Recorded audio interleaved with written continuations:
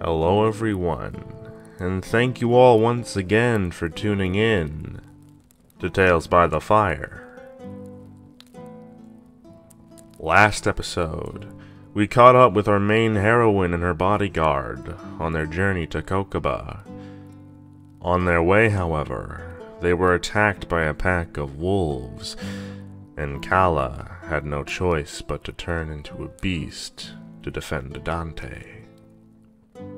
Will Kala lose control and kill Dante? Will Dante fulfill his true purpose and kill Kala? Or perhaps, will Casimir arrive at the last moment?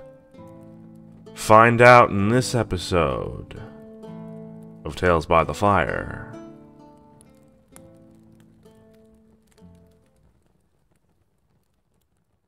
Chapter 6. Beasts. I hid on the broad branches of the tree as that girl, no, that monster, destroyed the wolves. For the first moment she had cowered, letting them destroy her.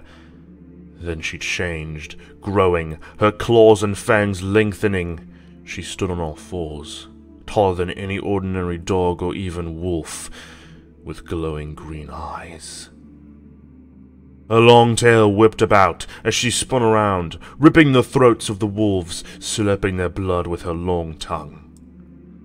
She tore them apart, then eagerly, hungrily looked for the next target, her eyes locking with mine. With incredible speed, she dashed over, marked pelt gleaming in the sunset. She threw her body up toward me. I scrambled higher, looking for an opening to attack. My dagger was on the ground, and my broadsword was too large and unwieldy to use here.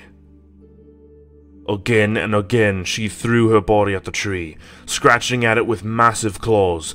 She circled, whining when she couldn't reach me, but still she tried to attack, howling her fury.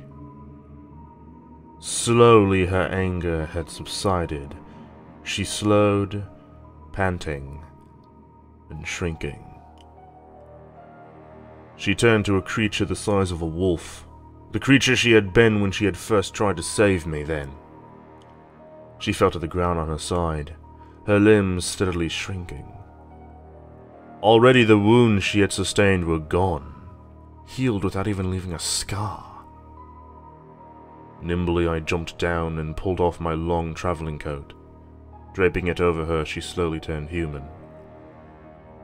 Her lips were now stained with crimson blood, the same with her claws. I turned away and picked up my dagger, my stomach churning with disgust and revulsion. But everywhere around me was carnage, scattered limbs of beasts she had killed. Silently, I turned and left her behind, unconscious in the dust. Part of me hoped that something would come to devour her then, but I knew it would take more than that to kill her. My dagger in her side had barely even made her stagger, and I had buried the blade deep to its hilt. Perhaps her heart was the key to her survival. Maybe I needed to destroy that in order to destroy her. Either way, I knew I couldn't let my guard down around her. She must be destroyed. My wounds burned as I sat down, one hand on my broadsword. A long gash had been torn in my arm and was bleeding steadily. My left calf was ripped up by fangs and was hurting quite badly. But exhaustion seized me before I could tend to my wounds. I grabbed the girl's bedroll and wrapped myself in it, wishing I had my long coat. I closed my eyes, and sleep took me. That was Chapter 6 of Marked, written by Darkhawk14 and posted on fictionpress.com. Thank you all for tuning in. It's summer vacation, everyone, and as such, I will have much more free time than I usually do. With this free time, you all can expect much more content than this channel normally produces. Along with weekly episodes of Tales by the Fire, you all can expect short stories, poetry, and even some tips on writing.